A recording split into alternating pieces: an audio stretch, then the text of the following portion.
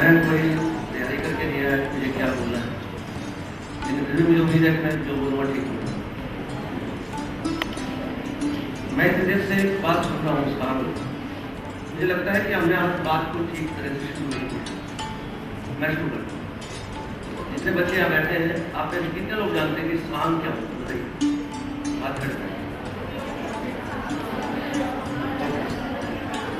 यही हमारे current audience हमने यहाँ बैठा दी है, I would like to use this word के बैठा दी है, उसको पता होना चाहिए।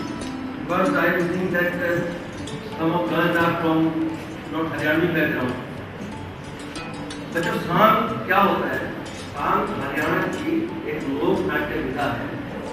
लोक नाट्य क्या होता है? उससे पहले हम लोक को जानते हैं। लोक क्या होता है? आप लोग सरल बोलते, आपके जुबान में लोकगीत आए। लोकगीत किसी भी समाज का एक इंस्टेंट स्पॉन्टेनियस फ्लो होता है इमोशंस का। आपने एक लोकगीत सुना होगा पार्लियामेंट में कि मैं तेरे जोड़ लूं दोनों हाथ, नाम मेरी सासू में ठा ले, सुना होगा? ये किसी ने नहीं लिखा, लेकिन ये एक इंस्टिंक्ट है होगा जो सास के, लेकिन दूसरा भी है जो सास की जरूरत है। वहां से लोक शुरू होता है। उस लोक को जनमानस की समस्याओं से या घटनाओं से जोड़ते हुए कभी किसी ने किसी नाटक की रचना की, वो लोक नाटक है।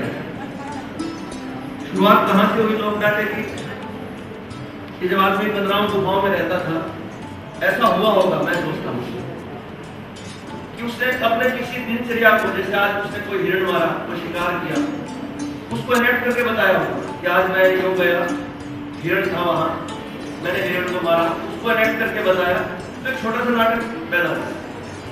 आहिस्ता आहिस्ता क्या हुआ, जो बढ़ता गया, और वो कल्पनाओं का सहारा लेकर उसके कहीं ना कहीं कथानक बन गया।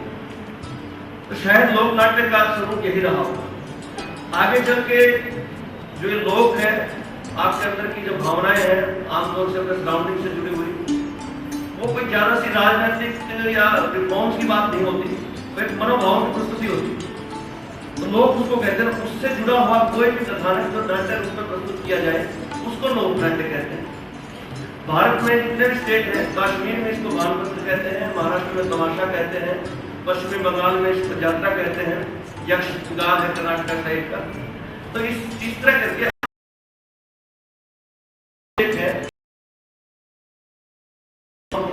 लेकिन सबका मूल एक है कि वो उन लोक की जन भावनाओं को कथानक के रूप में प्रस्तुत करके एक लोक नाट्य के रूप में प्रस्तुत करते हैं। ये है सांग का जो बेसिक स्ट्रक्चर है, वो बताते हैं कि 200 साल की हिस्ट्री है। डॉक्टर शाह जैसे बड़े लेकर बताते हैं।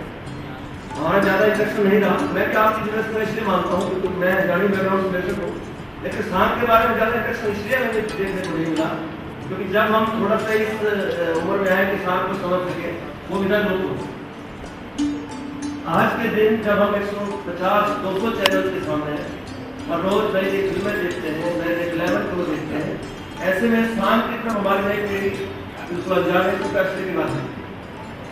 तो सबसे पहले जितने भी हमारे स्टूडेंट यहाँ बैठे हैं, इस बात को जान लें के दूर वहाँ पहुँचते थे और सारी रात उनके मनोरंजन का साधन बनी होती। इन सांगों के कथानक जो होते थे, जैसा अभी नरेश जी ने बताया, राजा रानियों के जीवन पर आधारित होते थे या किसी सेठ के बायोग्राफी बताते थे। नेताजी सुभाष चंद्र में भी लिखे गए, बड़े बड़े पुरुषों में लिखे गए। इनका स्वरूप शुरू में एक तरह से नुक्कड़ पे शुरू हुआ। ये एक परंपरा रही पूरी। देवाजी, दीपचंद जी, लक्ष्मीचंद जी, देवाराम जी, नामों से आप परिचित नहीं। वो इसलिए नहीं है क्योंकि आप सांग के बारे में जानते नहीं, आपने पढ़ा नहीं, आपका विषय नहीं। आज इस सेमिनार से आपको कोई फायदा हो ना हो, जितने मेरे स्टूडेंट यहाँ बैठे, हमारे स्टूडेंट बैठे हैं, आपको एक लाभ जरूर होने जा रहा है कि जीवन में कहीं भी आप इंटरव्यू के लिए जाएंगे, बाई चांस किसी ने आपसे पूछा कि हरियाणा का लोक नाट्य क्या है, तो आप झट से जवाब देंगे कि सांग।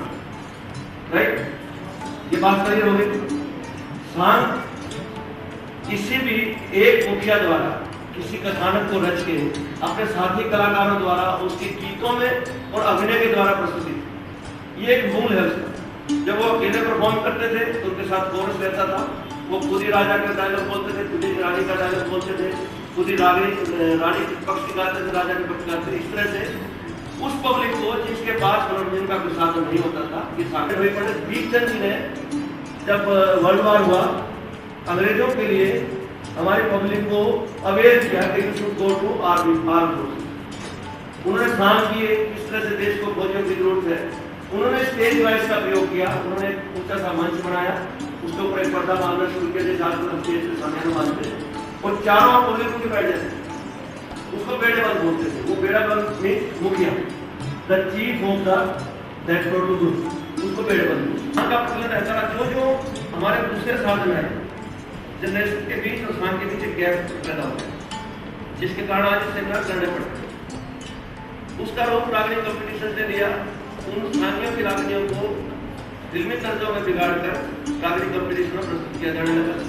सांग को ऐसा लोग इसलिए भूल गए क्योंकि इस भारतीय जीवन में हमारे पास समय नहीं।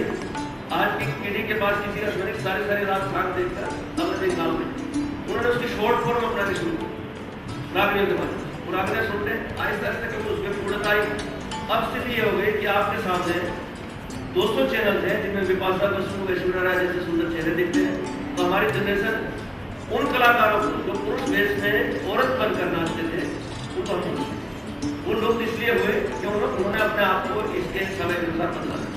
और आज स्थिति ये है कि सांग के नाम पर 10 या 12 पार्टी है जो सिर्फ सरकारी आयोजन हो जाती है या किसी बड़ी धार्मिक संस्थाओं को अभी पुराने पैटर्न पे काम कर रही है, वो स्नान करवाते हैं, लेकिन आम पब्लिक तक कब भी स्नान नहीं पहुंच पा रहा है। कारण उसका यही है कि बहुत बड़ा गैप आ है। जैसे मैंने बताया, आप जितने भी स्टूडेंट बैठे हैं, आज से पहले आपने जब क्योंकि इस टॉपिक डिस्कस हो रहा है कि स्नान क्या है, स्नान ऐसा होता था, आपने आज ये जान लिया कि स्नान एक लोक नाट्य है यहाँ का। अब कभी जीवन में मौका है तो उसको देखना नहीं। डॉक्टर कौशल जी ने बताया कि आपकी टीम वहाँ प्रथम आई विश्वविद्यालय, उन लोगों को जो सिखाया गया उन्होंने प्रस्तुत कर दिया, लेकिन जो रिसर्च लेवल था उन बच्चों का, मुझे नहीं लगता उस लेवल तक का रहा होगा। उन्होंने ठीक उसको ऐसे ही लिया जैसे वो डांस की तैयारी करते हैं या किसी नाटक की तैयारी।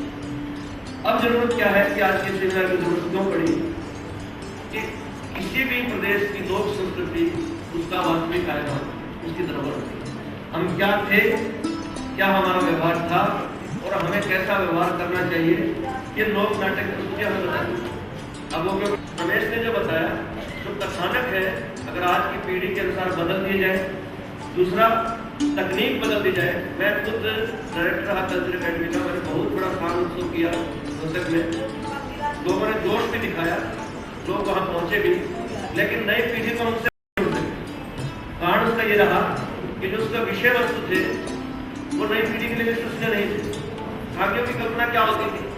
एक रागनी में एक सांगी कहता है कि एक बार कर्नाटक शहर में एक राजा हम हुआ करते। आज की जनरेशन पढ़ी लिखी है, वो जानती कर्नाटक नाम का कोई शहर नहीं, इसरो की बातों से जुड़ नहीं पाते। आज की जरूरत हमारी ये है कि जितने भी रचनाकार हैं, हमारे जैसे लेखक हैं, वो उन विषयों पर लिखे जो आपसे जुड़े हुए हैं। आप स्थान को भले मत जाने, लेकिन जहां कहीं आपकी समस्या की प्रस्तुति हो रही है, आप निश्चित रूप से जुड़ जाएंगे। दूसरी बात तकनीक की, डॉक्टर ज्योति ने कहा